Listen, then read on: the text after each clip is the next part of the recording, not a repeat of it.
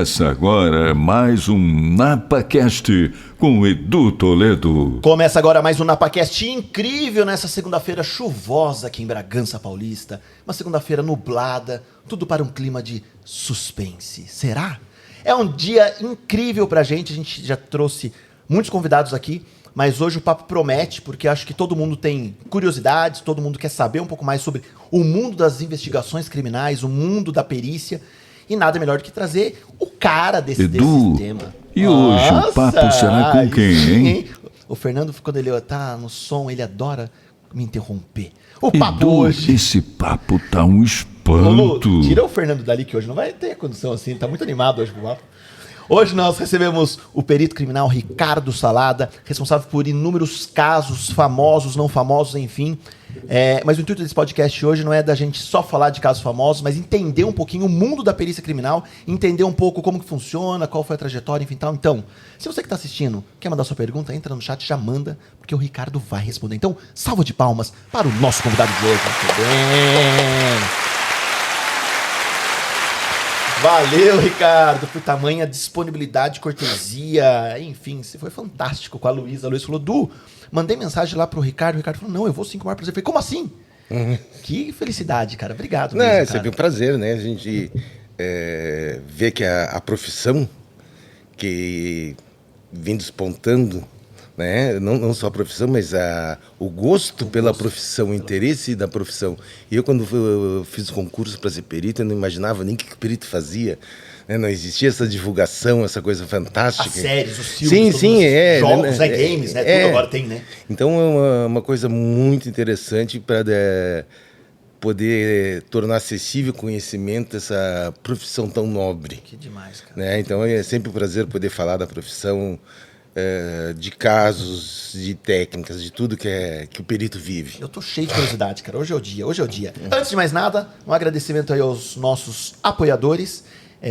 Hora do merchan, Edu. Nesse momento do merchan, você que quer apoiar esse canal, que tá chegando agora nesse canal, se puder só clicar no botão se inscrever e clicar no joinha aí, já vai me ajudar demais. E agradecer também aos nossos apoiadores, esses que acabam presenteando os nossos convidados. Então, um agradecimento especial lá ao Café Aromas de Bragança, que mandou um café especial. Um dos cafés mais premiados do mundo. Nossa. Mandou um café pra você. Que maravilha. A Chocolate Nicolate mandou aqui umas trufas e um pão de mel pra você também, como um mimo. Uma fábrica local daqui, mas eles adoram presentear os nossos convidados. Então, é um mimo aí. Eu tenho que voltar sempre. Cara, quando quiser. E tem janta hoje ainda. Maravilha. E um agradecimento ao nosso patrocinador também, a Total Grass. A marca em grama sintética, em campos de futebol society. Não conseguiu te mandar um campo, mas te mandou um tapetinho de grama artificial. Oh, que chique. Aí, ó, um tapetinho de grama artificial. Maravilha, aí, maravilha. Um mimo. Nossa Senhora. E por último, o mimo do NapaCast, que é o boné mais concorrido dos podcasts. Com certeza. É o boné do podcast, é isso aí. Nossa, que maravilha. Então, é só uma forma de agradecer tamanha disponibilidade sua e vir pra cá. Então, nossa, fico sem palavras. Aí, fico feliz, é demais. E um agradecimento agora, eu vou pedir para o Vitor fazer o foco, porque nós vamos falar do nosso purificador Mannhumel Hour Air SQ500. Esse filtro, galera, que tá vendo de casa aí, ele faz a captação e elimina 99,99% dos vírus e bactérias do ar, incluindo o vírus do Covid, influenza, o que for, para que a gente tenha um ambiente mais seguro para o nosso convidado e para a nossa equipe que está aqui. Então, até 40 metros quadrados, o nosso palco aqui tem em torno de 25 metros quadrados, enfim. Todo touchscreen, fala a qualidade do ar, umidade do ar, enfim, tal, para garantir a nossa segurança e dos nossos convidados sempre. Então, um baita de equipamento, quer saber mais? Está na descrição do vídeo. Se proteja, leve para o seu consultório, clínica, cafeteria, escritório, o que for, para proteger e eliminar esses vírus e bactérias que estão no ar. E começa agora o NapaCast mais esperado desse momento. A galera já tá mandando mensagem aqui. Eu preciso agradecer uma galera que já tá aqui. JP João Paulo, lá da Copenhague, tá aqui. Um grande abraço pro meu amigo Cláudio Brito, lá de Riviera de São Lourenço. Grande Cláudio, Lu, um beijo pra vocês. Toda a galera que tá aí. Mande sua pergunta que nós vamos começar agora do começo. Ricardo, eu vi nos podcasts que você foi no Maurício Meirelles, no Achismo, foi no Vênus Podcast, foi no Inteligência Limitado com o Vilela, inúmeros outros podcasts, enfim, tal. Tem gente que te chama de Ricardo, tem gente que te chama de Dr. Ricardo, te chama de Dr. Salada, tem gente que te chama de Salada. Qual a forma certa de eu te tratar pra eu não pagar Salada. Salada. Salada. Salada tá mais fácil. É. Antes da gente chegar, eu tô cheio de curiosidades na parte da perícia mesmo. Mas o que eu mais vejo hoje, Ricardo, aí, até quando a gente divulgou a sua participação aqui, uma galera tá assistindo série, bombou Netflix, bombou Amazon, as plataformas de streaming, CSI, Law and Order, investigação criminal, uma porrada de séries americanas, nacionais, enfim, tal. E esse mundo da perícia, esse mundo da investigação, enfim, veio à tona de uns anos pra cá de uma forma absurda. Sim. E muita gente fala assim, como eu faço pra me tornar um perito criminal? Então eu queria começar a entender como você chegou na carreira, que você é um engenheiro, e aí você falou assim, eu prestei concurso, nem sabia muito bem o que o perito fazia. Então como o Ricardo surge na perícia, cara? É assim, vamos... Entender. Vamos começar pelo início. Vamos lá. Eu vim trabalhar em São Paulo e tinha um tio meu que tinha sido delegado. Por que você não faz concurso para perito? Né, ele vai lá, faz teus plantãozinhos, faz teus laudos, tranquilo.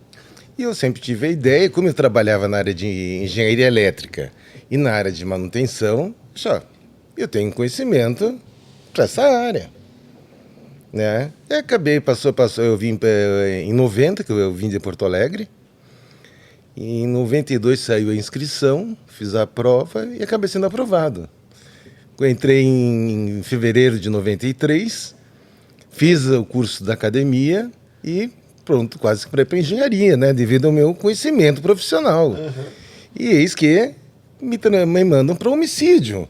Uma coisa assim, totalmente compatível, né, com o meu conhecimento, né? Engenharia elétrica para homicídio. Né? A não ser que fosse homicídios em choque, elétricas, tal, exatamente. Mas não, né? acabei conhecendo o departamento de homicídios e me apaixonei. Né? Tanto é que eu saí da engenharia e me apaixonei pela área de perícia, e em especial no crimes contra a pessoa e parte de homicídio. Eu digo assim, a minha praia é morte matada. Né? Então, trabalho 29 anos dentro dessa área. Então, vamos dizer, acidente de trânsito.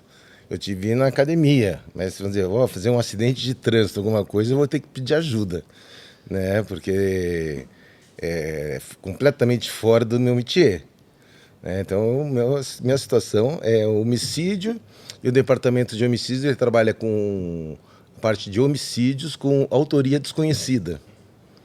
Né? Então, isso te dá um prazer maior, porque até brilhou seu olho falar isso.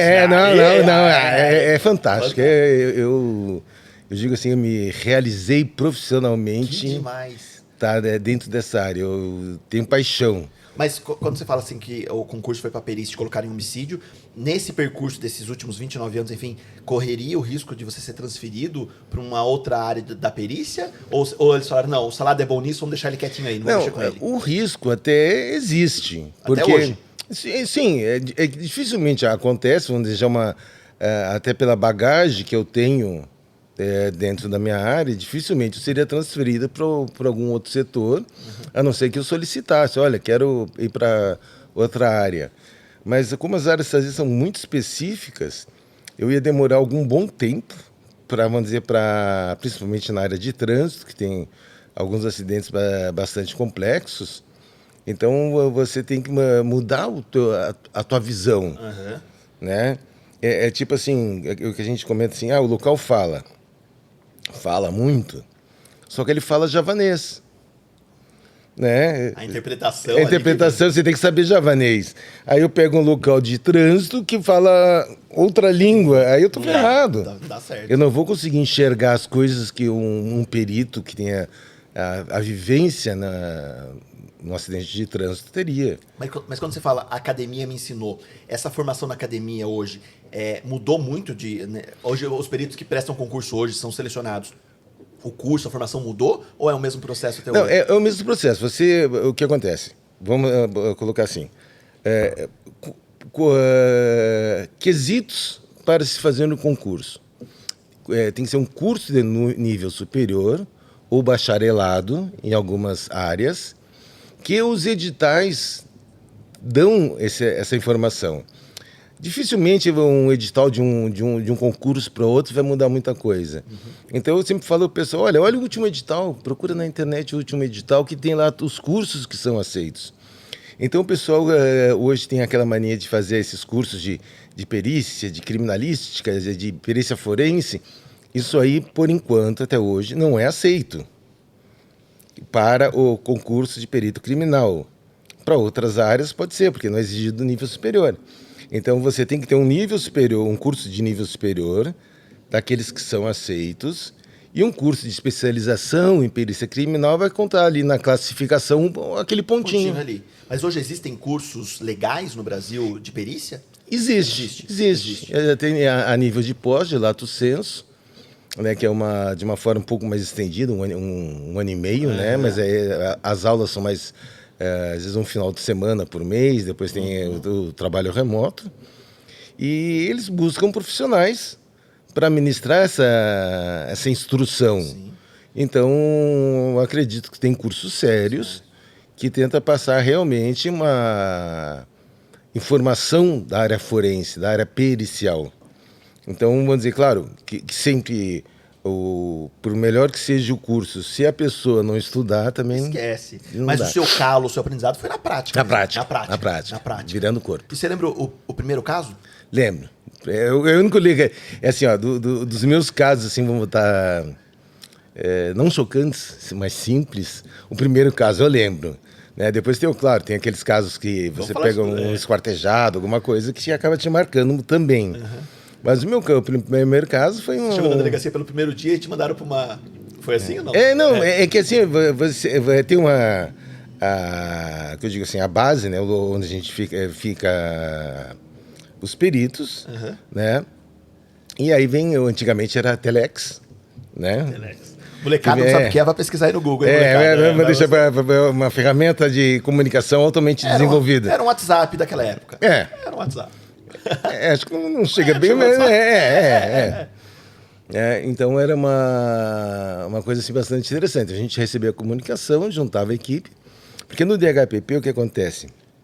Sai o perito criminal e sai junto uma equipe de investigação. Então vai o delegado, vai às vezes o escrivão, vão investigadores, vai uma equipe de papiloscopia, que também é do DHPP, a pessoa trabalha nessa área. Então acaba fotógrafo também? Também fotógrafo. Em alguns lugares ainda não tem o fotógrafo, que prejudica bastante o desempenho do perito. E aí se desloca toda essa equipe até a cena de crime. Né? Então sempre é um trabalho externo. Então ali você tem que documentar, a gente faz o que se chama assim, o exame perinecroscópico, ou seja, o exame externo da vítima, né? E o exame de local. Esse exame de local é de uma forma ampla, que cada cena vai ter os seus requintes. E a primeira, então, qual foi? A primeira foi uma coisa tão simples, que foi um indivíduo com um tiro na cabeça. Tão simples, né? Simples. Tão simples. Não, mas não tinha... só tinha um furinho mesmo. Não teve nada assim de... Assustador. Mas foi a primeira vez que você viu uma cena de crime? Ou na prática você ia como estágio? Não. Na época não tinha ainda. O meu estágio foi trabalhando 5 meses no departamento. Então, vamos dizer, eu ainda nessa situação... Você não sabia o que ia eu fui como estágio, dentro do estágio, né? Acompanhado por um perito, né? Que vai falando, explicando pra gente. E estava lá a vítima no chão. E eu me lembro assim, que foi só um disparo e tinha um filete de sangue no asfalto, que era o piso era inclinado e aquele filete de sangue. Então foi uma coisa assim, dentro da situação, bastante suave. Né? Semana passada, ou retrasada, eu peguei partes de um esquartejado. Né? Então tinha só a cabeça, os antebraços e cortaram acima, as pernas acima do joelho. Né? Então só tinha esses pedaços, que o resto do corpo tinha sido achado um dia antes. Né? Então aí você começa a fazer. Aí foi interessante que a cabeça, esses filmes plástico que a gente tem em casa, a cabeça toda ela enrolada nisso aí, e no meio desses plásticos tinha um bilhete, também protegido com esse filme para não sujar, né? E tava a cabeça ali guardadinha com plástico. né? Então... Tem casos absurdos. Tem algumas coisas assim que... O quanto pro perito é ruim, por exemplo, quando chega e mexeram em tudo já. Ah, a gente já deu uma limpadinha, que já tirou as coisas, já deu uma afastada aqui. Então, aí dificulta. Que dificulta, com certeza. Vai depender muito do que foi mexido. Porque nem sempre no local mal preservado, onde houve uma adulteração, tem que ver se essa adulteração vai prejudicar a minha análise ou não. Porque, tipo assim, ó, a cena me interessa daqui para cá e mexeram aqui, né? Aí eu tenho condições de... Ou não, me interessa. Então, o que me interessa está preservado. O que não me interessa, não. Então, tem aquele lá, foi preservado. Não, foi mal preservado, vamos colocar dessa forma, né? Mas o que me interessava permaneceu ainda para uma análise. Então, a gente tem que ter muito detalhe nesse sentido, o que foi adulterado. Às vezes, teve uma situação que estava chovendo muito e tinha vários estojos, que o pessoal chama de cápsula, né, que sai ejetado da pistola, e estava chovendo muito forte. E normalmente você vê, pela posição, você tem uma ideia da posição do autor, do deslocamento dele, onde estava a vítima, né? E como estava chovendo, o PM juntou tudo, o policial militar. E aí ele falou assim, não, eu juntei porque a água estava levando embora. Né? Então, pô, obrigado. Né? Porque se ele não junta, a água leva embora e eu perco a localização e o material. Né? Então, dessa forma, você perdeu a localização, mas estava o material. O material estava lá. Uma vez que tem uma arma suspeita, vai poder fazer exame de balística, examinar os estojos. Né? Então, tudo depende da situação. Nesse caso, ele me justificou por que ele tirou. Entende? E a ação dele foi bem feita, porque ele me preservou o material. Porque mesmo que se ele não coletasse, a própria água da chuva ia levar. Só que ia embora. Né? Então ele ainda teve essa preocupação, me auxiliou, porque a gente, algumas épocas, tinham muitos locais, muitos e muitos. Né? Hoje é uma situação mais amena, mas às vezes você tem deslocamento.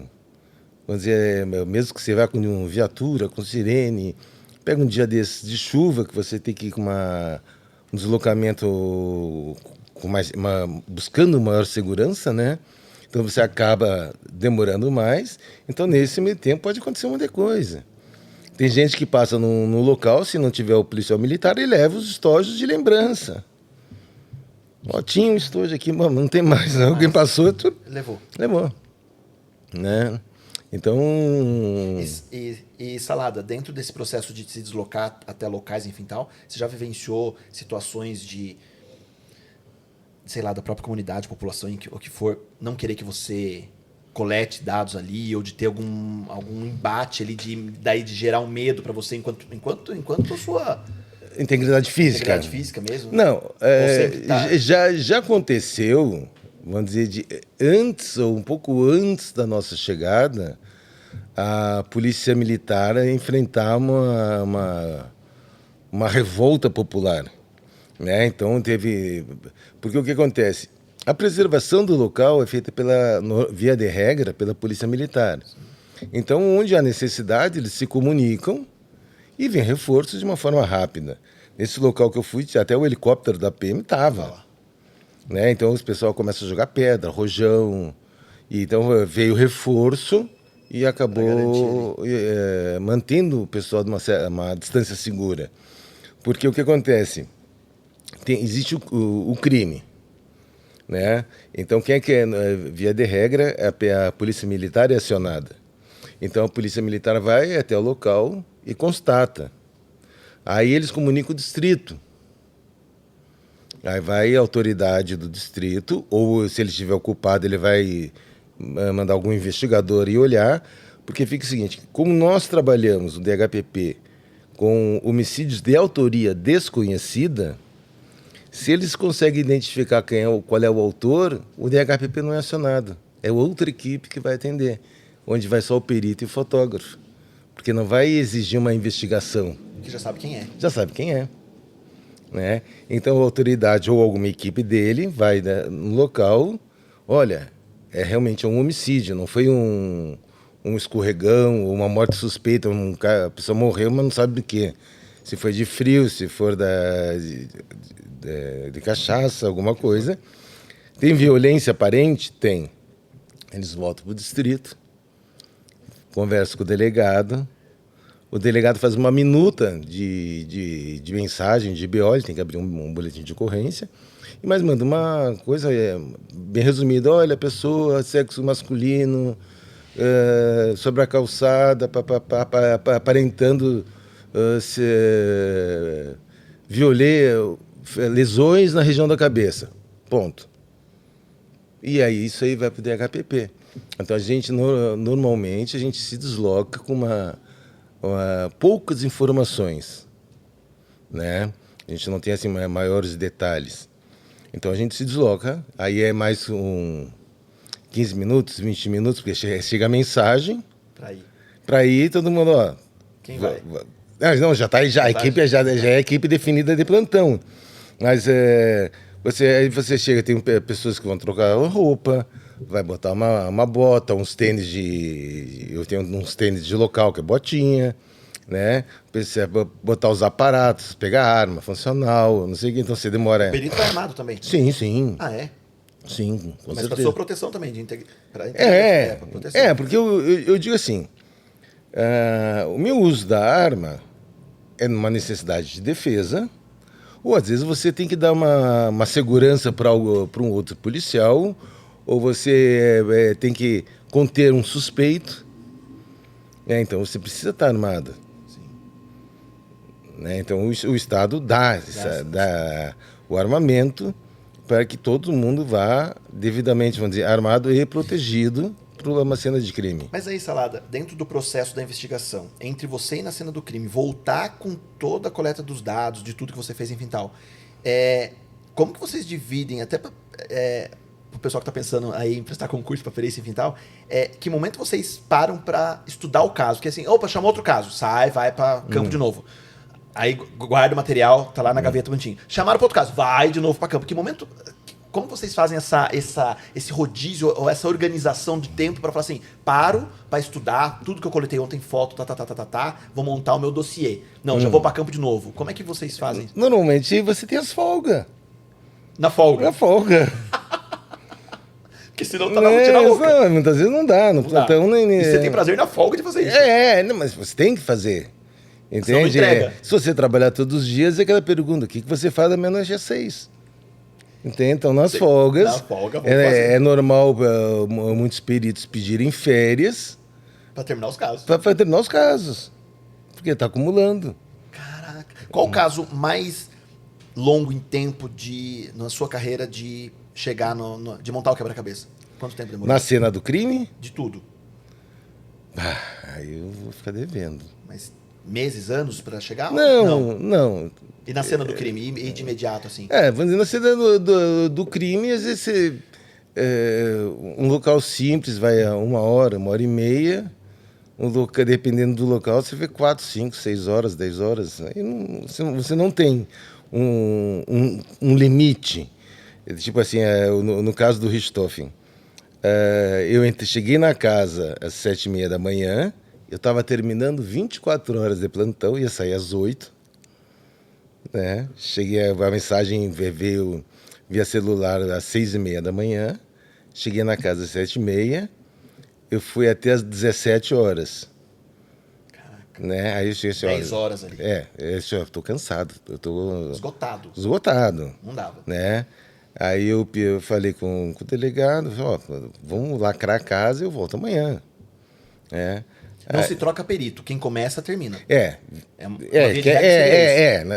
O local é do perito. Entende? Como existia a situação, neste caso em particular, que eles já estavam com o telefone grampeado e eles queriam deixar a Suzane de uma forma tranquila, sem uma vigilância, para ver se ela usava o telefone, então veio um outro perito, Mas eu fiz toda a parte interna da casa e ele só fez a parte externa da casa. Porque se ele fosse fazer a parte interna, ia dar confusão, ia dar conflito.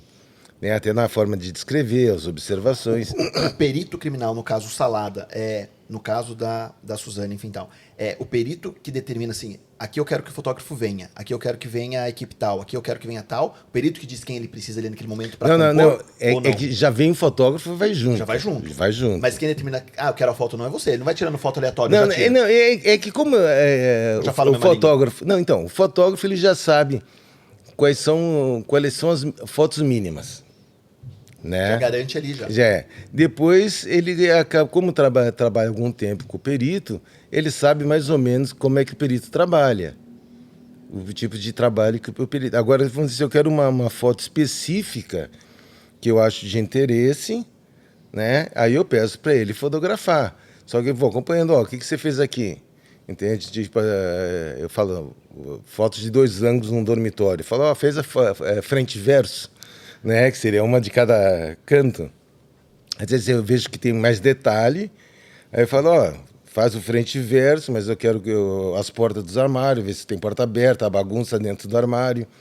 Né? Então eu vou dando uma certa orientação, porque eu vou vendo o que vai ser importante para mim colocar no meu laudo, o que eu vou conseguir caracterizar, né? Da vasculho, da bagunça, né? Da balbúrdia, às vezes, que se encontra no ambiente, né? E eu sei que é aquilo que eu vou colocar. É claro que você tem aí a parte bagagem. Né? Já vem. Eu para mim, tem coisas que são fáceis, porque a minha mente já trabalha para isso. Cara, deve ser um prazer absurdo. Cara, que eu vejo você falando, já vai brilhando o olho, né, cara? Cara, parece uma criança falando nisso, né? Então, mas aí isso, você já teve uma perita que ela veio de uma outra área e ela foi para homicídio. E nesse outro local que ela trabalhava, ela fazia 24 horas. Aí ela foi fazer um local, aí pedindo para eu acompanhá-la. E então, vai anotando tudo que você vê. Né? Era uma vítima, uma mulher assim, despida, um pouquinho afastada da calçada, né? E tinha tatuagem, lesão por arma de fogo. Começa a descrever, olha aqui, a rua que você tem iluminação, tem pouco a vegetação, de forma que alguém da calçada poderia estar vendo o que está acontecendo. Então eu fui dando... Aí ela terminou de anotar, disse, o que você viu de ferimento? Mas eu não olhei na vítima ainda. Né? E as tatuagens? Não sei, não vi. Então, quando eu vou anotando, enquanto o fotógrafo faz as fotos padrões, você né? vai coletando dados, Tudo que eu vou vendo é de uma forma já adestrada, né? Meu cérebro está adestrado para já ir fazendo essas observações. Então, tudo aquilo que eu vou vendo, já vou anotando. Aí depois eu vou mexer na vítima e aí alguma feira, até para poder fazer a fotografação de um ângulo melhor, de uma tatuagem, para poder servir para alguma coisa, né? Porque uma tatuagem no braço, o cara tira uma foto daqui, dá para ver uns rabiscos. Agora, às vezes, a tatuagem é uma forma de identificar a vítima. Né? Então, tem que mexer, deixar de uma forma que o fotógrafo tire uma tatuagem inteira, bonita. Né? Então, é dentro, é fora. Então, tira 2, 3 fotos. Né? Parte posterior, lateral. Em que momento você se impactou de ver algo assim que fala, isso mexeu? Hoje talvez seja um pouco mais... Eu não posso falar que é natural, né? Ou não? Não, nunca é natural, assim. É que a gente vê... Não te assusta? Não. Você dorme? Com certeza. É que é traumatizante quando você vê criança. Né? Você vê, às vezes, uma criança sabendo que é uma vítima inocente, não viveu, sabe? Então, e às vezes os métodos, a forma como são mortas, né? Que a gente fala o modus operandi, né? Choca. Aí não tem como não chocar, não tem como você não chegar assim, vai atender um caso de uma criança e vai dizer, não, tá normal. Não tem. Agora, quando você vê que é um traficante matou um ladrão, você diz assim, ai, ainda bem que foi, não vai me assaltar. Né? Então, o que a gente fala de uma certa forma irônica, né? Uma asepsia da sociedade. Né? Então, ladrão, criminoso, matando criminoso é um a menos. Então, você tem uma visão, encara de uma forma diferente. Não que com isso o trabalho não tenha sua relevância. Porque se eu conseguir identificar e prender o autor, 2 saíram da rua. Um morto, outro preso. Né? Então, a gente consegue promover uma melhor segurança para a sociedade. Então, eu digo assim, mas se é um local de bacana, você vai usar luminol, você vai usar não sei o quê. Olha, o material está à disposição. Pode usar em qualquer momento. Se eu julgar que seja necessário, não interessa se vai ser dentro de um barraco ou numa mansão no Morumbi. Vou usar. Vou usar. Né? E ninguém vai me dizer quantos que eu vou poder usar. Se eu chegar no barraco e usar 10 luminol, eu vou usar. E ninguém vai me falar assim, pô, gastou muito. Não. Porque o que me interessa é o crime. Então, isso é uma situação que eu vejo boa, porque o Estado não faz distinção entre... Tá lá para usar. Antigamente, há muitos anos atrás, a gente usava quando eu iniciei, era um reagente químico, que a gente falava que é o peróxido de hidrogênio. Né? Todo mundo, nossa, que a gente pingava assim, se fervesse, bolinha, era sangue. Que o peróxido de hidrogênio a gente não podia falar que era água oxigenada, né? Então a gente tem que falar bonito. Porque assim, né, o pessoal leva mais a sério. Mas era água oxigenada, né? Porque então a reação com uma matéria orgânica, então ele espuma. É que nem a gente num corte, né? Sim. Espumava, então, mas eu não vou falar, tô botando água oxigenada. Aí né? A gente tem que falar. Vira uma perícia meia boca, né? Vocês, botando água oxigenada. Não dá valorizado. Então, era o peróxido de hidrogênio. Hoje, a gente tem testes para ver sangue, a gente tem testes para ver, vamos dizer, eventualmente numa pessoa viva, se ela está drogada ou não, com cocaína. Tem o luminol à vontade. Nós temos máquinas digitais, antigamente era analógica de filme, né? Enquanto todo o estado era controlado, a quantidade de fotos que se tirava no local, o DHPP fornecia caixas e caixas de filme para a equipe. Ninguém nunca disse para o fotógrafo, tem que tirar no máximo tantas fotos. Tira à vontade. Pode tirar à vontade. Só que, é claro, pela própria limitação que se tem do filme analógico, vamos dizer, no Richthofen foram tirados, 150 fotos, 170 fotos, que para a época era um absurdo. Né? Hoje, com a máquina digital, eu tenho certeza absoluta que não seria menos de 1000. O mesmo caso. Né? Então seria extremamente mais documentado, vamos colocar dessa forma. O caso da Suzane foi o seu caso da vida? Que o Salada apareceu também, pensando em carreira, foi assim, a resolução, a coroação como perito? Olha, foi um caso diferencial na minha carreira. Não, quando eu estava lá trabalhando, em momento nenhum... Você pensou nisso? Passou isso pela minha cabeça. Nossa, esse é o caso que vai bombar. Não. Mas bombou. Bombou. Né? Porque o que acontece? Na hora você não tem nem... Você quer resolver, fazer o melhor possível. E o enigma te desperta. Quando as coisas não fecham, quando tem alguma coisa estranha que você fica assim, putz, o que aconteceu naquele lugar? Que, sabe, por que tinha, vamos dizer, sangue daquela forma? Sabe, você fica matutando na cabeça, tentando justificar algumas coisas. Então começa a vir hipóteses na cabeça, você fica remoendo. Né? Até, sei lá, que eu estou com um caso que eu tenho, que foi recente aqui, que o caso estava muito estranho. E eu toda hora fico pensando o que aconteceu. Só vai descobrir, eu acredito, quando pegar os caras, os autores.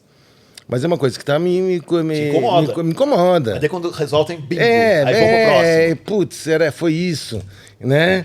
Entende? E no caso do E registro... e você se cobra e fala assim, como que eu não vi isso? Claro, claro. Cara, tava na minha cara, eu não vi. Né? Tem isso, Claro, claro.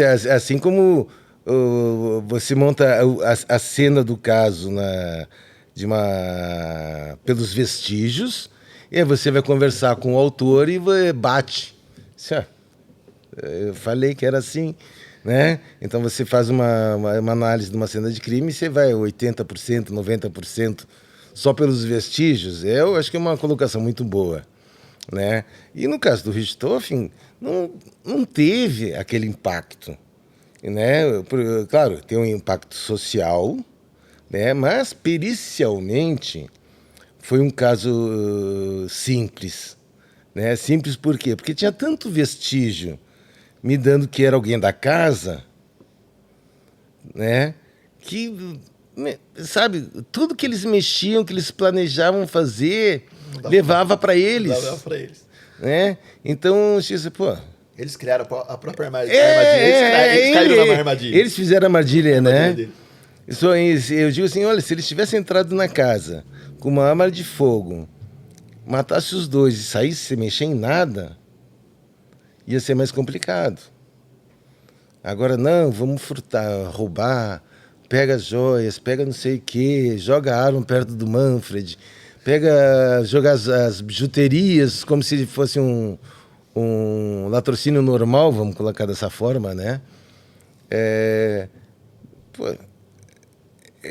Sabe, a simulação, mas uma simulação muito sem vergonha, né? Que eu digo assim, eles eram nesta área, né, de crimes, de homicídio, eles eram primários, os erros primários, que chegou a ser quase que absurdo o que eles fizeram, e foi um crime planejado. Sim. Né? Mas foi... Mas quando você monta o quebra-cabeça, chega na conclusão e a pessoa não assume, não confessa, enfim tal, você fala, caraca, não é possível que ela tá mantendo essa verdade que é mentira. Deve dar uma raiva, né? Caraca. Mas o que acontece? Claro, tem um trabalho da investigação, né? As mentiras, você consegue gravar a mentira como se fosse uma árvore. O tronco principal você grava. Aí quando alguma coisa não fecha e é te questionado, você mente e monta um galinho, tá? Aí depois você vai pegar e vai botar assim, mas esse galinho... Aí ele pega, para ajeitar esse galinho, ele conta outra mentira. Aí vem outro galinho. E assim ele vai formando a árvore. Só que essa árvore, todas as mentiras, você não se lembra. Então, cada hora ele vai querer remendar alguma coisa. E não vai fechar. E não vai fechar nunca. Aí chega um ponto que ele vai ver que é tanta mentira, tanta mentira, tanta mentira, que ele acaba confessando. Olha, eles estão sabendo demais. Os policiais, vamos dizer, os investigadores com mais experiência, os caras sabem quando a pessoa está mentindo, como conversar, como identificar cada galinho de mentira. Linguagem corporal, fala, olhar, tudo. Tem tudo. E tem muita coisa que experiência, é intuitivo. Né? Você olha para a pessoa, você vê, às vezes você pega e vai cumprimentar a pessoa, não aconteceu nada, a pessoa está com a mão gelada. Sabe? Alguma coisa esquisita tem. Né? Ou então a pessoa está transpirando excessivamente, ou então te olha com um olhar diferente. Então, já... Mas essa parte da investigação, para você, te ajuda na conclusão do caso? Exemplo, nem todo caso você vai para nem todo caso tem simulação. Não, é que fica assim, tá? A perícia e a investigação, inicialmente, elas são investigações paralelas, que elas vão convergir ali na frente. Né? Então, o que acontece? Eu, dentro do que eu tenho, que eu vou, às vezes, fazendo levantamento na cena do crime, eu vou passando para a autoridade, que vai passando para os investigadores. De forma que vai ter uma equipe que vai estar ciente daquilo que eu estou informando. Né? Tipo, vamos dizer, vamos botar o Richthofen de volta em pauta. As duas vítimas na cama, uma arma do lado. Poderia ter sido uma tentativa de defesa dele? Poderia. Pegou uma arma, tentou. Aí você vai ver o tipo de lesão. É lesão por arma de fogo? Não. Por objeto pancada, objeto contundente. Aí você diz, pô, se ele tá com uma arma de fogo, chega alguém com... Uma marreta? Um cano, alguma coisa, o cara vai conseguir se defender. Então o que essa arma tá fazendo aqui? Não fecha. Não fecha a história. Se fosse arma de fogo, o cara de mais distante, ele tentou pegar uma arma, o cara à distância executaria ele. Faz sentido. Agora, tem uma arma de fogo e eles foram mortos a pancada, não tem sentido uma coisa com a outra. Né? E outra, você tem a situação, cada um do lado da cama. Para eles serem agredidos na cama, pelo menos 2 pessoas. Uma para o Manfred e outra para a Marísia. Porque senão você bate num e espera aí que eu já vou aí. Né? Então, pelo menos 2 pessoas. Então você começa a passar informação. E a investigação vai trabalhando. Aí a investigação que vai caminhando.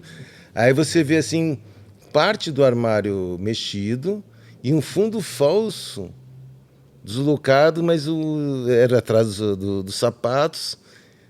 Tinha o sapato ajeitadinho ali, tudo direitinho. Pô, quem achou isso aqui sabia que tinha esse fundo falso. Né? Qual é o ladrão que vai procurar aqui? E vai organizar de novo.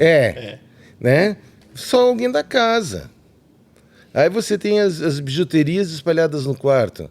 Tem uma gaveta aberta numa cômoda e as bijuterias jogadas que dá para traçar linhas para dar a posição exata onde estava o Christian, o Daniel, pegando as bijuterias da gaveta e jogando no chão. Dá para posicionar ele. Então, vamos dizer, ele é uma simulação grotesca. Né? O modus operandi de um latrocida é completamente diferente do que eles fizeram. E dentro do caso, quando você fala, a gente falou de simulação, veio a simulação com o suspeito.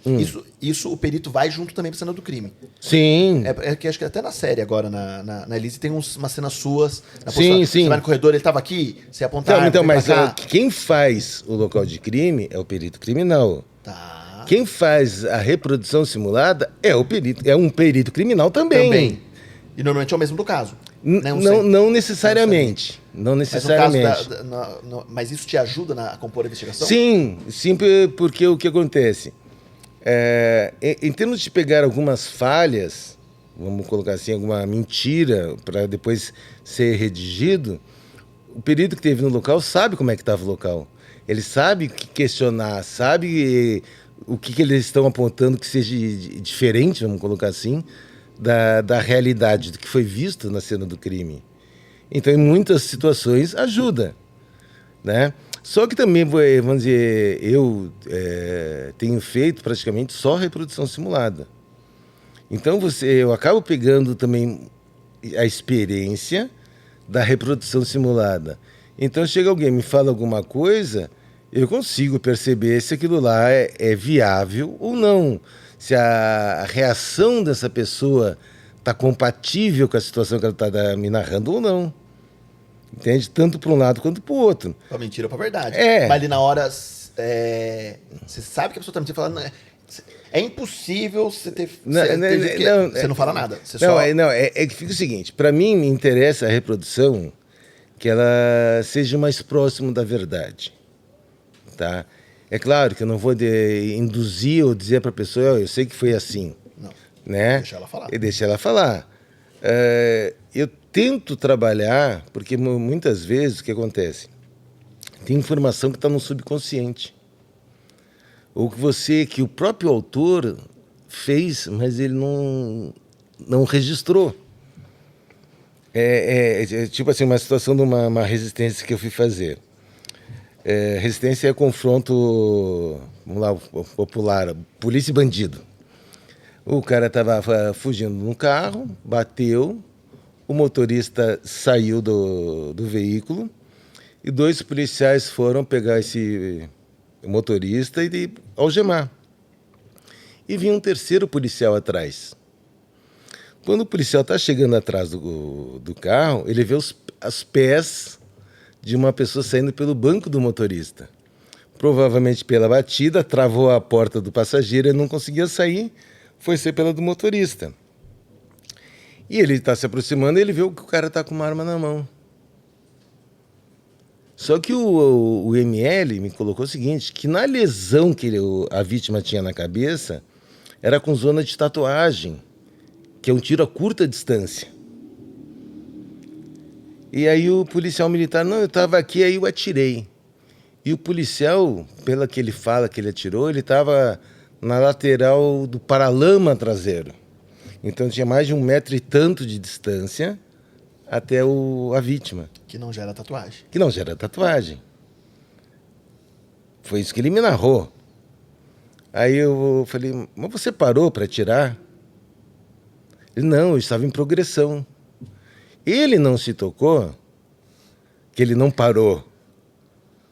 Então, até ele ver, registrar o fato, ver que o indivíduo estava armado, botando a vida dos colegas, ia colocar em risco, ele não parou, ele continuou andando.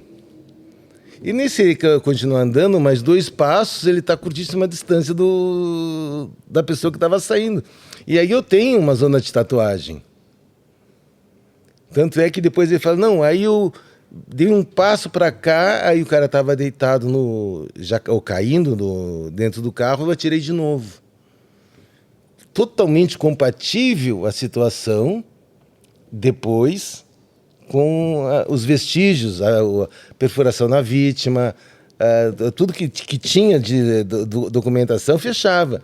O que não estava fechando é esse disparo que ele falou que deu mais atrás do carro. Né? Só que ele mesmo não se tocou. Né? Então, vamos dizer, o que o cérebro dele registrou? Que naquele ponto ele viu e atirou. Mas ele não estava parado, que ele já vinha em deslocamento até para poder ajudar os colegas que estavam prendendo o outro. Caramba. Né? Então, a gente começa a desenvolver uma sensibilidade de pegar e observar. Então, é tipo assim, eu sabia de mais coisa do que ele. Eu não vi a cena e falei, mano, você parou para atirar? Não, continuei andando, eu estava progredindo. Coisa que ele mesmo não se tocou. Então, daí a experiência que tem que ter uma pessoa para fazer uma reprodução simulada, uma experiência de local de crime. Eu falo assim, tem que ser mais senil, né? Para ser um perito de reprodução simulada. Porque senão vai acabar ou incriminando o inocente ou deixando de acusar um culpado. Né? Então, tem esse jogo, você busca no subconsciente. Mas eu fiz um outro caso que o cara disse, não, mas eu não me lembro. Não, mas aí você começa a conversar, você vai puxando o que ele fez, não sei o quê, por quê. Aí você dá razão para ele. Aí ele matou a mulher, falou, mas ela te xingava, né? Ela, me xingava. Aí ela não podia fazer isso contigo. Que discriminação que ela tinha com você, né? E eu dando apoio para ele, que ele estaria certo, né? E o cara, então, ele foi me dando toda a cena do crime que ele cometeu. Né? Então, numa conversa, às vezes você passa por amigo, às vezes você passa por uma pessoa terapeuta. Terapeuta, com tudo, para poder fazer o trabalho mais próximo da realidade. Então, não é só ouvir e falar, e tá bom. Né? Não dá. Então, você tem que puxar, porque depois você tem a parte que eu vou ter os meus comentários, a minha avaliação, se é compatível ou não. E chega ao ponto de ter que... Caso encerrado, ok, descobrimos tal. Não, vamos reabrir o caso, volta para a perícia, volta de novo, porque levantaram, talvez... Sim, sempre quando você tem mesmo que o caso esteja encerrado, tá? Você tem uma nova informação relevante, o caso pode ser reaberto.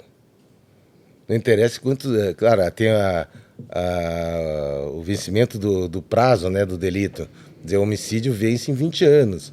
Se passou mais de 20 anos de investigação e descobre uma coisa depois, Não tem que fazer. Agora passou 5 casos encerrados, passou 5 anos, Descobriu vem alguma uma coisa? coisa relevante, reabre o caso e continua a investigação desse outro lado. A pessoa que te cobra, pensando na estrutura hierárquica, é delegado ou promotor? Quem que te cobra? Vamos, salada, vamos agilizar, vamos... Enfim. O que acontece? O direito são feitos, existem prazos, tudo tem prazo. Tem prazo. Né? Então, vamos dizer, o inquérito, a priori, deveria ser encerrado em 30 dias. Mas isso aí nunca acontece. Então, tem que ser feito um pedido de dilação de prazo. De tanto e tanto tempo, todo o processo vai para o Ministério Público para ser vistado, que ele vistou, e aí ele devolve para a equipe. Né? Então, o pessoal vai ter que ser aforado. Vai para o fórum, eles fazem uma certidão e depois volta para continuar a investigação. Mas quem te cobra a investigação é o delegado. Diretamente ao delegado. O delegado. O delegado do caso, ele que te cobra. Ele que me cobra diretamente. O quanto tecnologicamente, hoje quem é referência no mundo em perícia criminal? Ou hoje todos se falam, você fala, caraca, o que você vê, estuda, que você fala, caramba, isso não chegou no Brasil ainda. Não, começa da seguinte situação.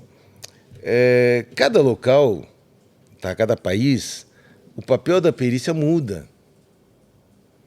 Né? Então, a perícia dos Estados Unidos, a forma deles trabalharem é diferente. Vamos botar das obrigações do perito. Na França, a gente teve um curso com franceses, que foi uma perita que, por sinal, era brasileira, e uma francesa que ocupava um cargo que se equivaleria ao delegado. Então, a forma da perícia trabalhar é um pouco diferente. Trabalhava de uma forma de papiloscopia boa, aí tinha um outro perito para fazer só o desenho, extremamente detalhado, e fazer as coletas daquilo que achava interessante. Mas, vamos dizer, a gente aqui no Brasil, eu faço a coleta e mando para o laboratório. Lá entrega para o delegado, seria o delegado. E o delegado que vê quando que vai mandar para o laboratório. Entendi. Entende? Então, as atribuições são um pouco diferentes. Então, mas hoje nós não perdemos em nada. Não. Não. Existe as situações que acontecem, que são diferenciadas, às vezes é o envolvimento do perito. Vamos supor que saiu uma matéria que, se não me engano, na Noruega, eles pegaram o sangue do autor por um pernilongo. Né? O pernilongo provavelmente mordeu o autor, eles pegaram o sangue do pernilongo, mandaram para o DNA e identificaram. Né? Dizia a matéria. Né? Então, mas aí é muito ao acaso, depende de você ter nesta condição de conseguir fazer isso. Vamos pegar um pernilongo para matar, ou pegar ele vivo, sei lá como foi feito. Hoje a tecnologia no Brasil para as digitais, hoje essa tecnologia já é diferente do que era no passado? Nossa senhora, muito demais. Como era no passado levantar digitais? Então, o que acontece? Nós estamos passando por uma transformação. Tanto é que quem tirou RG antes de 2015 aqui em São Paulo tem que fazer RG de novo. Porque agora é tudo digitalizado. Por quê? Porque você começa a fazer cruzamento de impressões digitais via digital. Muito mais rápido. Muito mais rápido. Então, antigamente, você tinha eram umas mesas redondas, monstruosas, que era cada dedo, depois separado pela a fórmula básica do CETIS, né, que é arco, delta esquerdo, delta direito.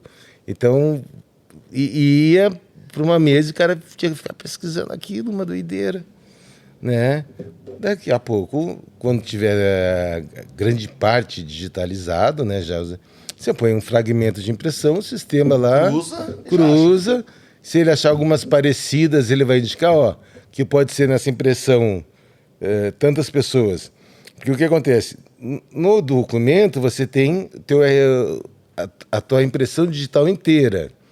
Numa cena de crime... Você tem parte dela. Tem parte dela. né? Mas ainda é um elemento importantíssimo para a Sim, investigação. de qualquer forma, porque se eu conseguir botar 13 pontos desse fragmento com o registro que tem das impressões, é positivo. Então não basta ter são 13 pontos. Então é um trabalho assim, bonito, sabe? Né, cara? Então, e a tecnologia está avançando. O que o Brasil peca ainda é que a gente tem banco estadual de impressão digital. Eu, por exemplo, tenho um RG em Porto Alegre, no Rio Grande do Sul, com um número, e tenho outro aqui em São Paulo. Então, se eu cometer um crime em São Paulo e meu RG está sujo, eu pego de Porto Alegre e atualizo. Né? Então, isso é uma falha do sistema. Existe projeto de ser unificado. Né? Então, eu acredito que nós vamos chegar lá. Estamos a caminho. Porque também não adianta querer chegar lá se não está tudo digitalizado. Porque como é que você vai mandar planilha? Manda a impressão digital para cá, né? Para eu ver, para ver. Não, hoje em dia você pega o arquivo, já vê na tela dos papiloscopistas a imagem das impressões, eles já dão positivo. Pô, antigamente era algumas horas os caras pesquisando para ver se dava um ok. Né? Então começa a acelerar. Então a gente está no processo de transformação tecnológica. Mas está evoluindo. Evoluindo. Não está parado. Que legal. Porque o que não pode é parar. Né? Se você está vendo que está tendo uma evolução, um dia, se não chegar no ótimo, vai chegar no muito bom. Né? E não ficar alguma coisa parada e vendo a tecnologia avançar e você só olha de lá de trás. Não, você tem que ir acompanhando a tecnologia. Então, isso aí está acontecendo. Então, eu fico feliz também por isso. Porque eu sei que daqui a pouco vai ser muito, muito facilitado para quem trabalha na área poder fazer as suas identificações e tudo. Então, eu acho que a gente chega lá e não deve demorar muito. Demais. Vamos para a pergunta, porque tá bombando o chat de pergunta que eu preciso da liberdade para as pessoas perguntarem. Mas a gente teve 2 perguntas lá no Instagram, né? Uma menina perguntou acho que cadeia de custódia. Fale um pouquinho disso. É assim, ó. O que é cadeia de custódia? Eu tenho que garantir que aquilo que eu estou pegando em campo, coletando como um vestígio, que vai se tornar lá na frente em evidência, aquilo lá tem que ser preservado de uma forma que eu não posso perder, e isso aí ninguém pode tocar, a não ser que vá fazer algum teste, e seja necessário, então, o rompimento de um lacre. Então, o que acontece? Eu pego uma amostra de sangue, eu não posso guardar essa amostra de sangue de forma de imediato. Ou eu ponho ela na geladeira, tá? Aguardar até ir para o laboratório, e chega lá no laboratório tem que correr para a geladeira também, né? Sob pena de criar mofo, alguma coisa. Ou eu ponho, que a gente montou lá na nossa base, uma caixa fechada com filtro, com circulação de ar, de forma que eu seque essa amostra, que aí eu consigo preservar ela seca. Então aí eu vou lacrar cada amostra numa embalagem separada, identificando o que é que eu tenho naquela amostra, né? Aí eu faço uma solicitação de análise, tá? Esse material vai lacrado numa embalagem de segurança, de forma que ela não pode ser aberta, não pode ser rompida, não sei. Então ela vai lacrada, um lacre de segurança, e é encaminhado para o laboratório de DNA. No laboratório de DNA, eles vão ver o papel que eu estou mandando e vão conferir tudo que eu estou mandando. Então, checou. Aí eles vão dar entrada nesse material. Aí o perito vai ter que abrir a embalagem para fazer os testes. Então o perito vai botar depois no laudo que ele recebeu aquele material naquele lacre, vindo de tal lugar, que ele abriu para fazer tal coisa E isso aí, o material, vamos dizer, no caso do DNA, o material foi consumido, vamos colocar dessa forma. Ou foi, parte foi consumida e parte foi guardada por uma contraprova. No caso do DNA, eu não sei se eles guardam para contraprova, porque, na verdade, eles fazem todos os testes e o resultado é uma folha de papel, dizendo se você tem o que eles chamam de alelos, que são as ligações de cromossomas. Então ele fala assim, ó, esse aqui tem, esse aqui não tem, esse aqui tem, esse não tem, se tem, não tem, não tem. E fica numa folha, tantos alelos, se a pessoa possui ou não. E para ver se essa amostra com outra pessoa tem que fechar, tipo no 100%. Se começar a fechar aqueles alelos principais e começa a não fechar, é outra pessoa. Então eles dão a previsão da certeza de se não está misturado, né? 9,99 vezes 10 na sei lá que potência. Engenheiro, resolvi calcular, né? Dá mais ou menos 10 vezes a população existente na Terra hoje. A precisão que eles dão numa amostra. Então a chance de ter uma outra pessoa com esse mesmo DNA seria uma outra pessoa em 10 vezes a população que habita esse planeta. Então, praticamente zero, né? Zero. Então, mas como a ciência quer ser precisa, então é 9,9999. Então, porque lá na frente pode ser alguém, excepcionalmente, que tenha o mesmo DNA. Que demais isso. Mas vamos lá, pergunta. O pessoal tá pesado aqui. Gente, como tem muitas perguntas de pessoas com o mesmo nome aqui, e algumas eu vou dividir aqui, tá? Cadê aqui? Salada, na sua opinião, a série sobre perícia, como CSI, leva uma romantização da profissão? Muito. Muito. Muito. Por quê? O que acontece? Eles fazem um enredo, né? Para quem... Os vestígios estão muito na cara.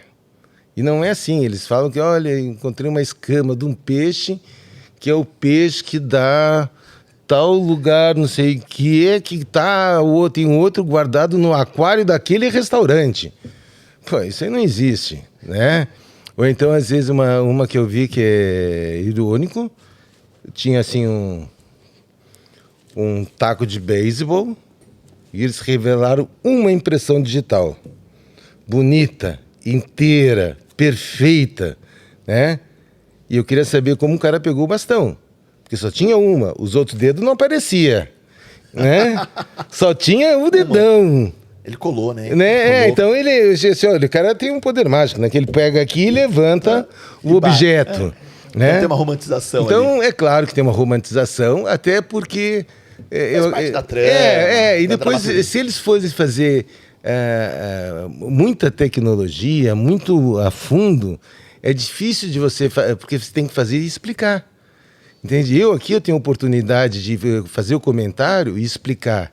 Num filme, ele não teria como estar explicando muita coisa, porque aí o filme, em vez de 40 minutos, 1 hora, ia ficar 3 dias. E aí eles têm mais, nesses 3 dias, 3, 4 casos a mais para apresentar. Você se ver agora na Netflix, no documentário da Elise Matsunaga, foi mais uma cara de documentário, enfim, tal. Você se vê lá, você fala, pô, peraí, mas não era bem assim. Você fala aqui documentário. Da Elise Matsunaga, na Netflix. Aqueles... Não. Como é que é? Aí você me ofende. Chegou e falou assim, cara... Não. Eu vou lhe dar a minha opinião. É isso. Então, fala que ofendi.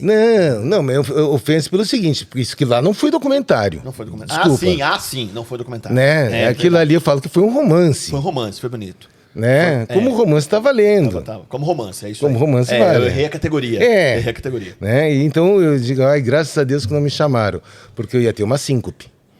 Né? Eu ia ficar doido, porque eles estão... Naquele romance, estão dizendo que a mulher fez certo. A vítima é ela. E um monte de feminista... Ah, bem feito. Ela tinha que matar ele mesmo, porque ele atraía ela. E por que ela não separa? Por que não buscou de outro recurso? Outro recurso. Quer dizer, eu falo assim, eu vou acabar com o meu casamento. Pego uma arma e pau na minha mulher.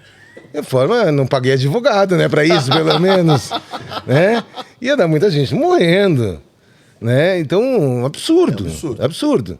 Se ela sofria pressão, se ela sofria uma violência psicológica, violência física, se ela estava desgostosa, usa a lei, separa. Eu falei com a Luísa hoje, o meu sentimento ao ver é uma sensação que parece que ela contratou a série.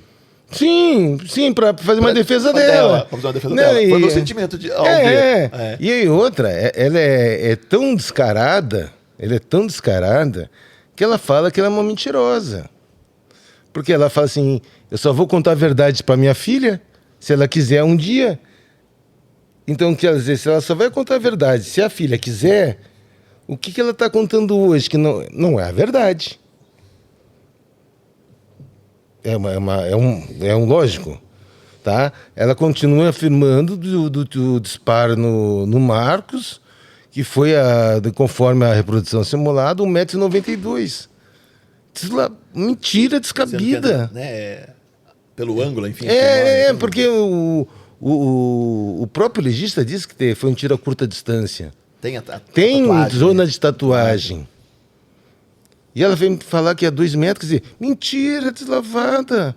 Aí ela passa ela arrumando ela naquele vestidinho preto, ela com aquela maquiagem de sonsa, com um carinha não sei o quê. Para! É romance. É romance. Né? Eu até brinquei que a cadeia fez bem pra ela, porque ela tava bem gordinha, né? Tava bochechuda, não sei o quê. Eu tava comendo bem. Se alimentou bem. Né? Então, eu digo um romance... Porque se a gente for levar em consideração... porque eu fui estuprada pelo meu padrasto, não sei o quê. Tá, e toda mulher que é violentada por outra pessoa se torna uma assassina. É isso que ela quer dizer que é normal? Né? Então, os negócios nada a ver. Vamos mudar. Vamos lá. Já passou mal em alguma cena de crime? Já. Sim, mas de uma forma muito passageira.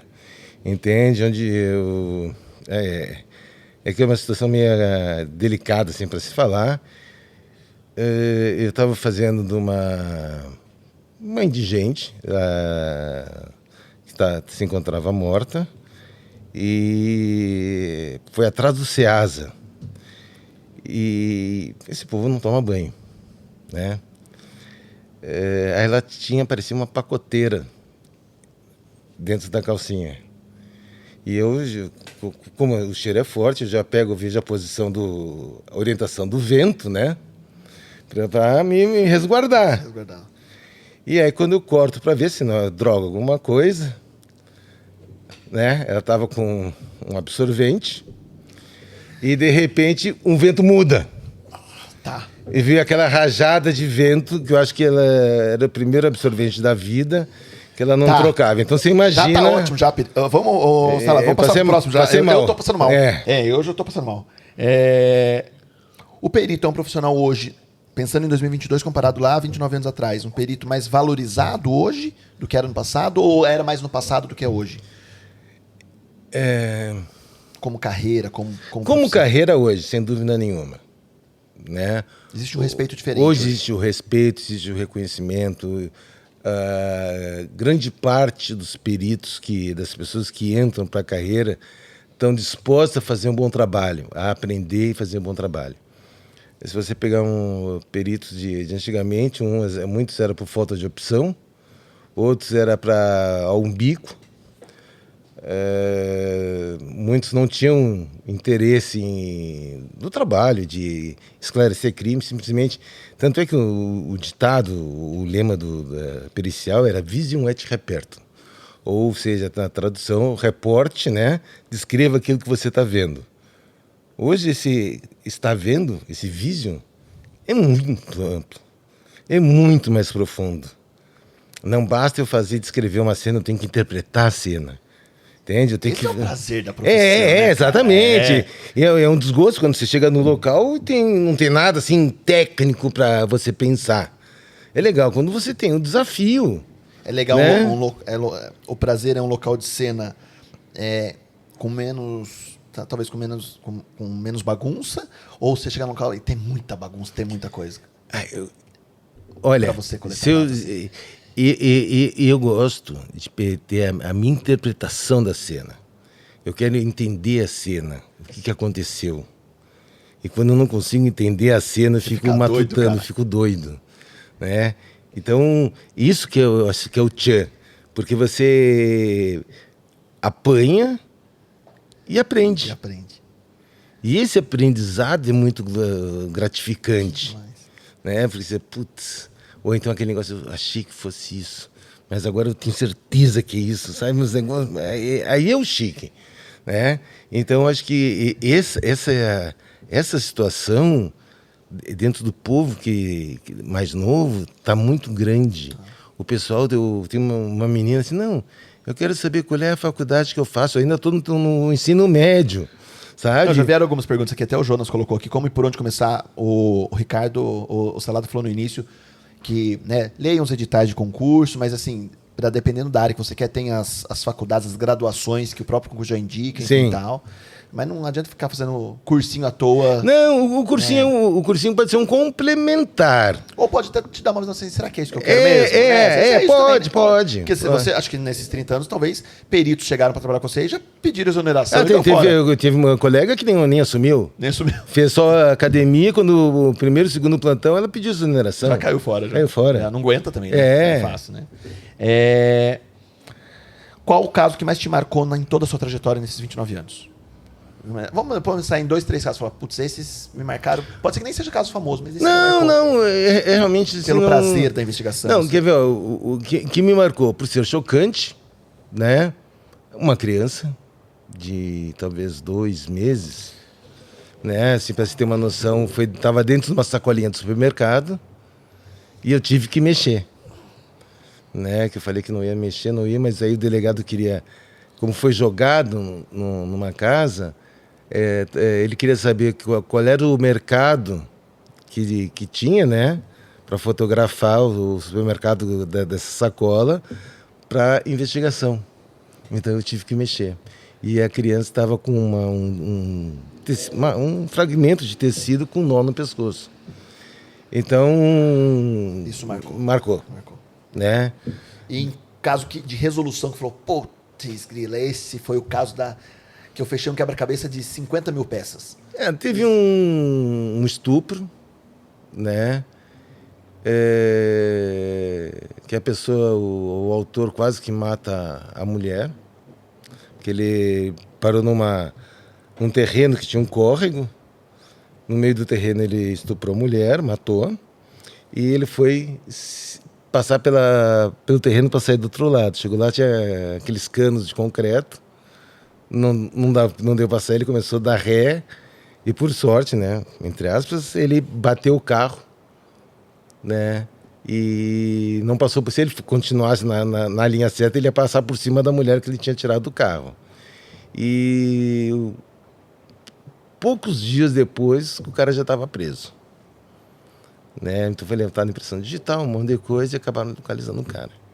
Então eu acho importante assim que não só como resposta para a sociedade, mas eu acho que é resposta para a legislação, que eu acho um absurdo o cara comete um crime, depois de 10 anos, 15 anos ele está sendo julgado. Isso aí é péssimo para a sociedade, é péssimo para o judiciário, é péssimo para toda a parte legal, né, das leis, que parece que está favorecendo o criminoso.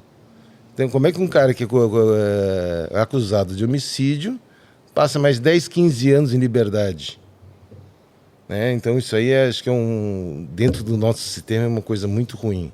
Morosidade. Essa morosidade. E aí vai para alguma coisa, o advogado entra com recurso. Teve um caso que eu fiz que demorou 16 anos para ir a julgamento. Caraca. tá? Mais 4 anos venceu o prazo.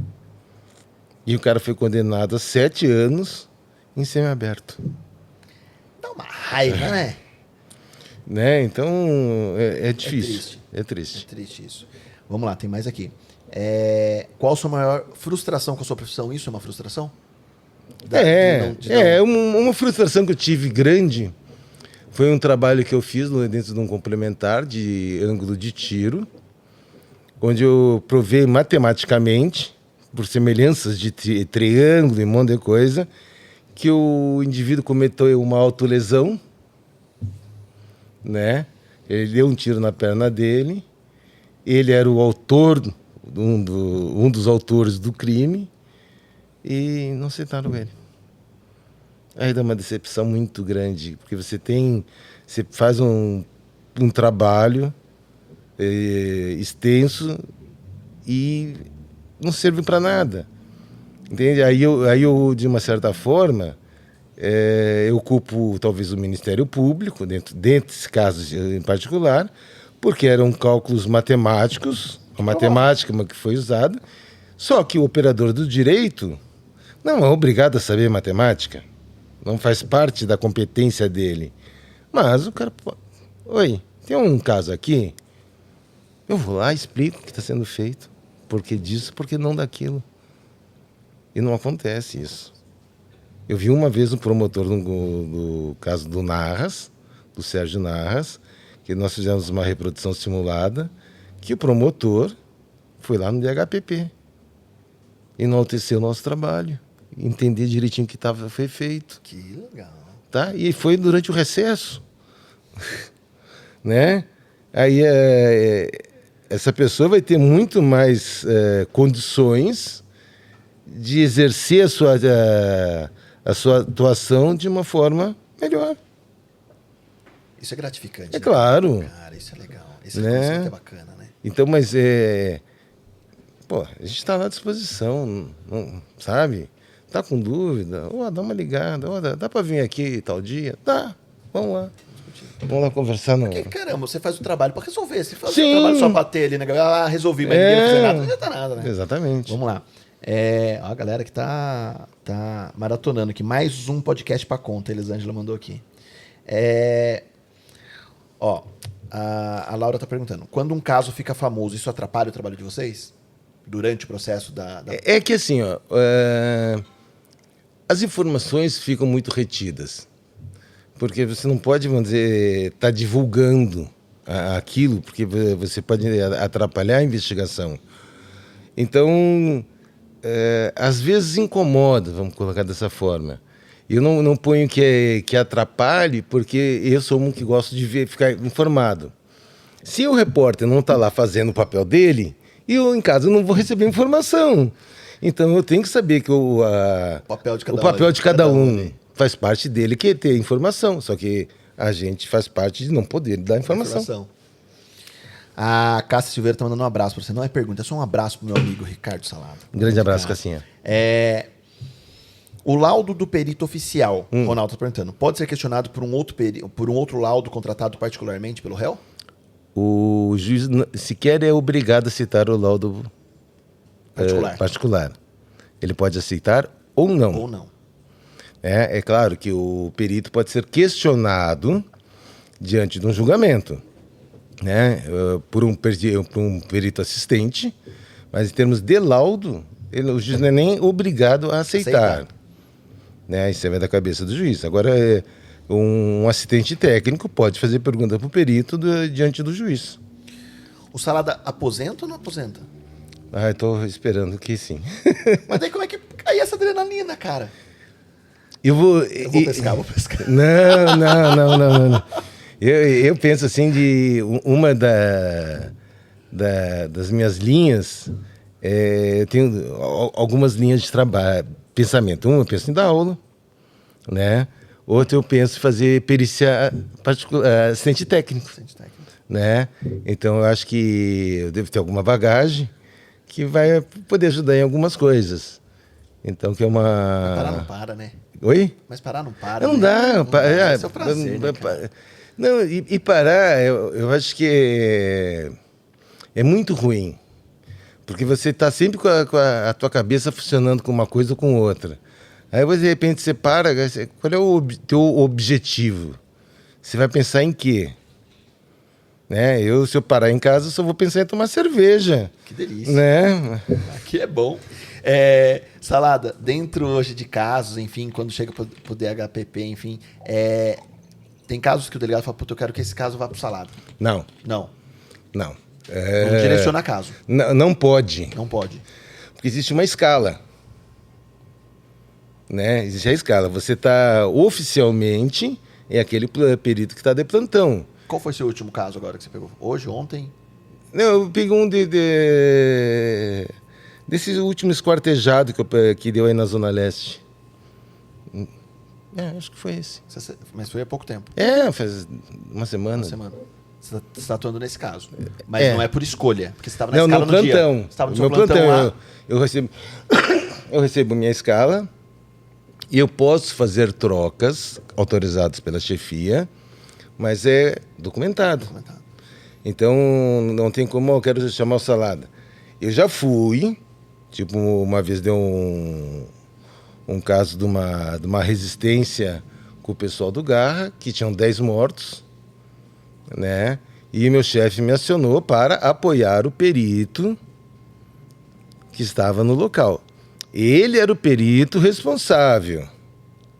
Eu fui no sentido de colaborar. Dá uma força pro colega ali. Pro colega devido ao volume de serviço que ele ia ter. Então eu fui fazer uma colaboração com ele. Agora, o perito do local é ele. Entende? Não sou eu. Eu sou ali um colaborador do local. Que demais isso. Eu mexo muito com isso. Nossa, meu Deus. O pessoal já está entrando em casos específicos que eu não vou entrar, gente. Quanto tempo demorou para resolver o caso, tanto da Suzane quanto da Elise, que são os casos que mais vieram à mídia? Quanto tempo você demorou para montar? Então, o que acontece? O da Suzane, em termos de solução do caso, entre o crime e a prisão dela, foi uma semana.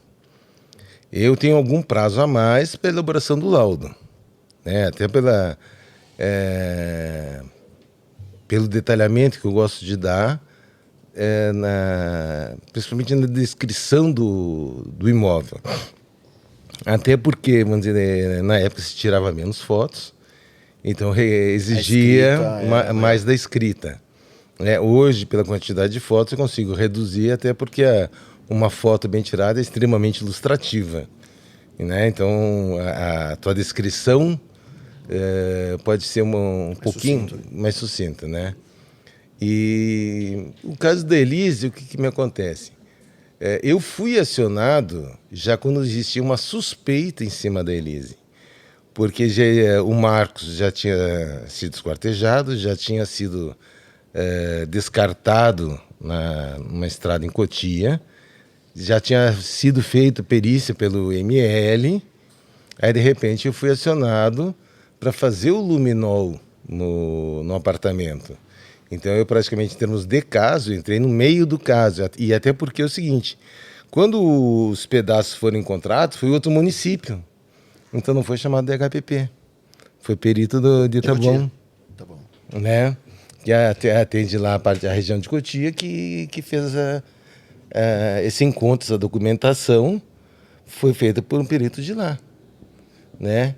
E para nós, é claro que eu fui ver as fotos, ver algumas coisas, porque quando deu a suspeita dessa reprodução simulada, eu tinha que ter alguma informação. E dentro dessa informação, eu precisava pelo menos fotos, porque nem o laudo do ML já havia saído ainda. Assim, às vezes é até clichê isso, mas para o juiz, muitas vezes a gente vê assim, nossa, o juiz ali, será que pode gerar uma insegurança em falar que é culpado ou inocente? Para o perito, o processo tem que estar muito bem amarrado para você poder falar assim, eu confio 100% nisso que eu montei e assim, ó, eu... Para lidar com isso. Então, né? mas o que fica assim, quem dá o culpado inocente, num caso de um crime contra a pessoa, são os jurados. Nem o juiz. Nem o juiz. né? O juiz só fica encarregado de aplicar a pena, né? Então eles fazem vários questionamentos para os jurados. Houve qualificadora, os jurados, houve. Então o juiz teve qualificadora. Teve não sei o que, houve. E aí o juiz daquela composição das respostas dos jurados, o juiz vai fazer a composição da pena. Perfeito. Né? O perito, o que eu posso dizer é o seguinte, tecnicamente, eu tenho que justificar algumas coisas. Tipo assim, no caso do Elis Matsunaga. Foi dito pelo médico legista com relação à distância de disparo. Tá? Que das peças só vi por foto. Eu não mexi, não fui eu lá que fui examinar. Então, eu tenho que me basear pelas fotos, pelo que o legista me fala. Né? Então, o legista me fala assim que foi dado o tiro a curta distância. Tinha resíduo de zona de tatuagem. Aí eu expliquei. Zona de tatuagem fragmentos. Hoje eu não posso falar mais que é pólvora, né? Porque, na verdade, é uma nitrocelulose e chamado de propelente, né? A gente vai mudando os nomes. A pólvora é aquela que sai aquela fumaça branca, né? Que a gente vê nos filmes. E esses fragmentos que ainda não queimaram, ele vem, passa pela parte de fora da pele e por baixo da epiderme ele está queimando ainda, então fica um pontinho preto. E se a pessoa sobrevive, aquilo lá não se tira mais, fica como se fosse uma tatuagem. Por isso que é chamado zona de tatuagem. E aí foi feita a exumação do Marcos. E eles pegaram e fizeram com uma tecnologia extremamente sensível, com microscópio eletrônico, fizeram a coleta do material e deu negativo. Então o assistente técnico veio, como que deu negativo? E o legista falou que tem zona de tatuagem. Aí, quando foi feita a exumação, a pele já não tinha mais pele. Então eles fizeram coleta de resíduo no moço. Então eu falei, claro que não tem. Me estranharia se tivesse. Porque o resíduo é subcutâneo. Como não tem a pele, não vai achar nenhum resíduo. Então, vamos dizer, tem tipo assim, as pegadinhas que tentam fazer. E a gente faz isso aí, eu posso dizer tecnicamente. Entende? Tentaram, entre aspas, dar um passa-moleque. Entende? Então, às vezes, o que acontece? Eles tentam desestabilizar o perito, que na hora que você se desestabiliza, se te aperta, você, sabe? Mas, foi tranquilo. Enfim, a galera tá mandando um abraço pra Thelma aqui também. As fotos da Thelma.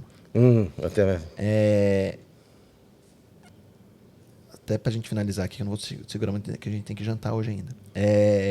Como sua família vê sua profissão e no início foi difícil? Você já sofreu alguma ameaça?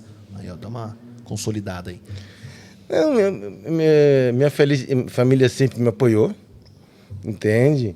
A minha esposa me apoia, né? Me conheceu como perito criminal, sabe que era sábado, domingo, feriado, não tem. A gente, quando olha a escala, só vê os dias de trabalho, não se preocupa se é final de semana ou não, porque tá ali, vai... Né? Natal, Ano Novo, Carnaval, tudo sempre tem plantão. Sempre tem plantão. Né? Então, às vezes, que nem falar assim, voltando àquela ponta que você fala do glamour do CSI, não, a perícia não tem glamour. Não tem glamour nenhum. Nenhum. Tem que trabalhar muito mesmo, né? Tem que trabalhar, se trabalha muito, em condições insalubres, chuva, barro, calor, mato, dengue, tudo. Diabo 4. Então, a pessoa tem que estar preparada para isso, tem que se abdicar de festas, feriados, um monte de coisa boa em função do serviço, né? Que nem o pessoal às vezes fazia churrasco em casa, numa quarta-feira, os vizinhos devem pensar, porque esse vagabundo não trabalha. É que sábado e domingo tava lá, né? Sábado e domingo tava lá, sábado de noite, de sábado de dia, domingo, né? Mas aí ninguém vê, mas só quando é para falar eles falam. Fala, normal, né? Normal. Então... E ameaça? Não, a minha teve um caso que uma vez ligavam, mas não falavam nada, entende? A gente fica esperto, né? Mas não chegar assim, ó, vou te pegar, vamos seguir. Não. E algo que você falou num outro podcast, eu não lembro, mas desculpa, eu vou pedir pra você repetir aqui, que eu acho que é importantíssimo isso para a sociedade, de uma forma geral, na forma de prevenção, e eu acho que é uma crítica sua muito boa. Além disso, pessoal, que chegou agora, me ajuda nesse canal, clica aí no inscrever-se, ativa o sininho e dá um joinha aí para ajudar esse canal a continuar trazendo histórias e para que a gente entenda. Eu me recordo que você falou em algum podcast, eu não me recordo qual, que você falou que o brasileiro, quando ele vê um caso, ele repete. Né? E eu acho... É que assim, ó, me perguntaram se como é que eu vou explicar? Se um caso que é divulgado serve para motivação de outro crime igual. De outros crimes iguais, tá? Iguais ou semelhantes. É assim, é estranho, porque as pessoas teriam que fazer um levantamento de quantos casos semelhantes vinham acontecendo antes. Porque a partir daquele momento, tipo do Nardoni, jogaram a criança pela janela, começou a aparecer vários de crianças sendo jogadas pela janela. Tá? Apareceram vários no Brasil inteiro. Mas será que resolveram documentar esses casos? Sempre aconteceu? Ou sempre aconteceu E não falavam. e não falavam nada, ou ele começou a documentar porque teve um caso famoso. Pontos, né? Então isso alguém tem que pegar e fazer um estudo em cima disso aí, para ver se esse procedimento de cópia, né, de casos realmente... O espelhamento o espelhamento ou não. É real ou não. Ou não. Em termos de divulgação, vamos colocar assim, aumenta. Agora, se aumenta em função de um de outro. de um ou de outro, aí tem que fazer realmente uma estatística aí. Todo caso tem solução? Tem que sim. Tem que sim. Tem algum caso que você não conseguiu fechar? Tem, com certeza. Aí não fecha.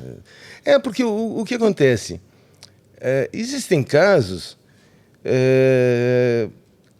às vezes banais, são tão banais que não deixa muita coisa. Tipo assim, eu tô caminhando na rua, esbarro no indivíduo, ele pisou no meu calo e eu matei ele e vou embora.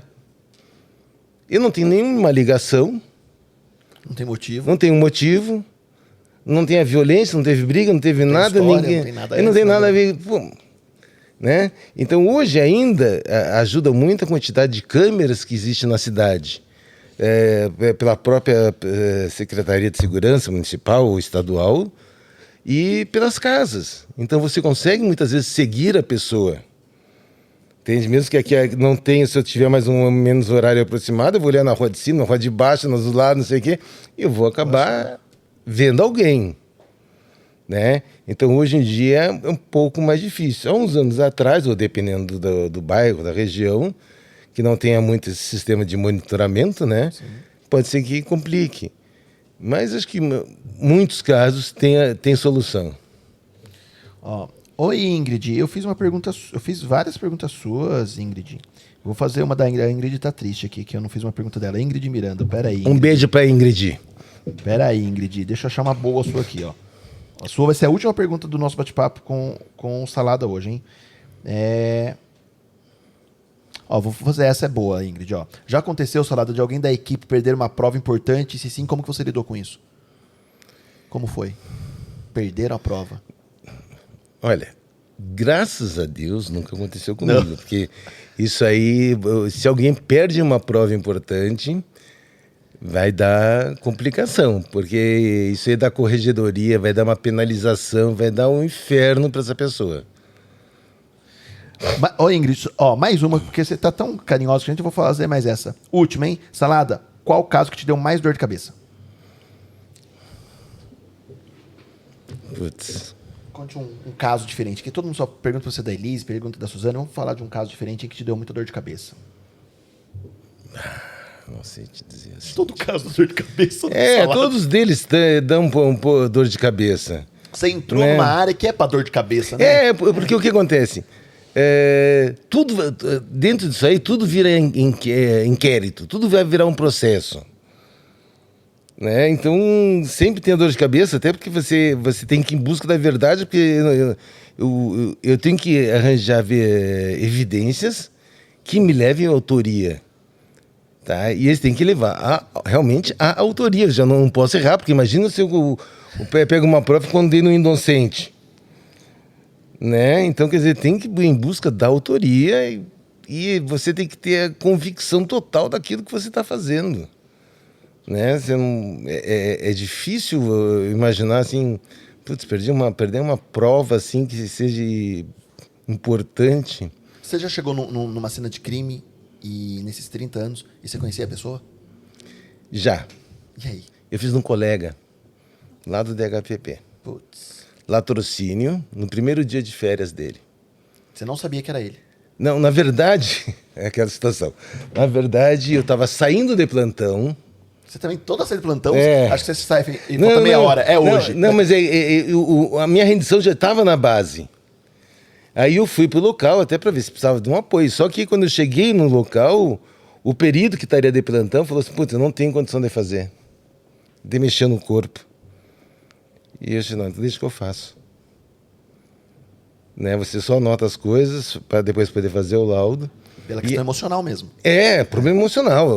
Porque, putz, era um papiloscopista, gente boníssima, boníssima. E até deu uma coisa que foi interessante, que eu vi um boné, né? E ele andava sempre arrumado, mas tinha duas coisas impecáveis. Era o boné e os tênis. Sempre novinhos, impecáveis, sabe, limpinho, impressionante. Tinha um boné na cena do crime. Né? E eu achei só, esse boné não é dele. Deve ser do autor. E aí foi coletado e no boné achamos o DNA do autor. Entende? Uma coisa que foi bem legal essa condição. Né? Apesar do lamentável... Sim.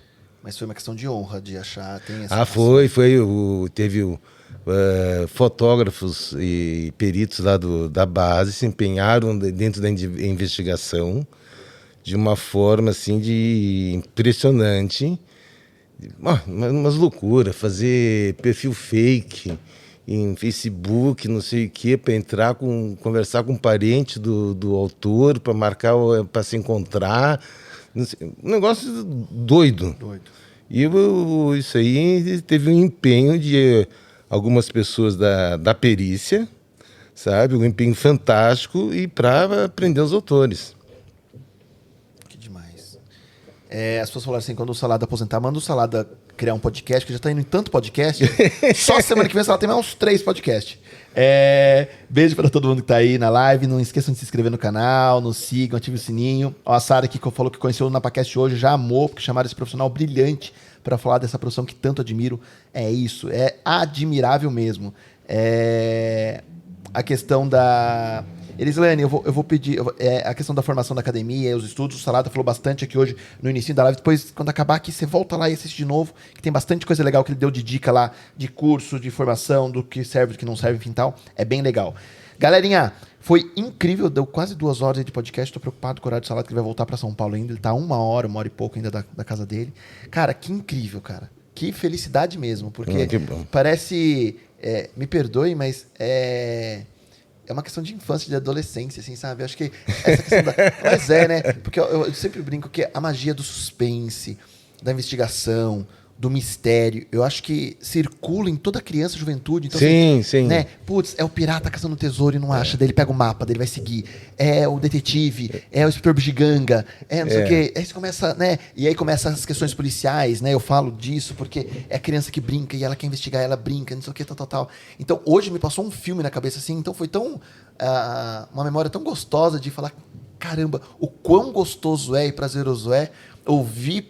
E eu, pela primeira vez, um profissional de uma magnitude, de uma gentileza tão grande, tão humilde no sentido de dividir, lógico, de uma forma leve, algo que é tão forte, mas no sentido de investigar, de entender. Cara, foi mágico pra mim. Eu digo que foi mágico porque, cara, que delícia, cara, de verdade. A família também aqui tá aqui com você. Que incrível, cara. Obrigado mesmo. Fê, Vitão, Lu, obrigado. Luísa Guazelli, que está falando no chat, foi a Luísa que conseguiu conquistar o Salada para vir aqui hoje. Então, que felicidade da gente estar nesse último dia de janeiro com uma demonstração de uma profissão tão nobre e que eu vejo muito a juventude querendo descobrir como é que é, porque vê a série, enfim, tal. mas entender que é um trabalho árduo, né? Às vezes a pessoa acha, ele só passa lá pela cena do crime, coloca lá 2 post-its e tá tudo resolvido. É muito trabalho, noite de sono, madrugada, né? Não escolhe a hora para trabalhar, não escolhe o clima para trabalhar, não escolhe o caso para investigar. Seria tão bom, né? Eu quero investigar só esse tipo de caso, os outros não me mandam não, né? Seria mais simples, mas não é assim. Como toda carreira, tem um fardo a ser carregado para conseguir colher os frutos, por isso que o Salada tá aqui hoje. Então, obrigado de coração, cara. Eu que de verdade. agradeço aí. Beijo pra família, bom retorno e vamos jantar. Beleza. Valeu, galera. Tchau, tchau. E semana que vem tem mais podcast ao vivo. Aguardem.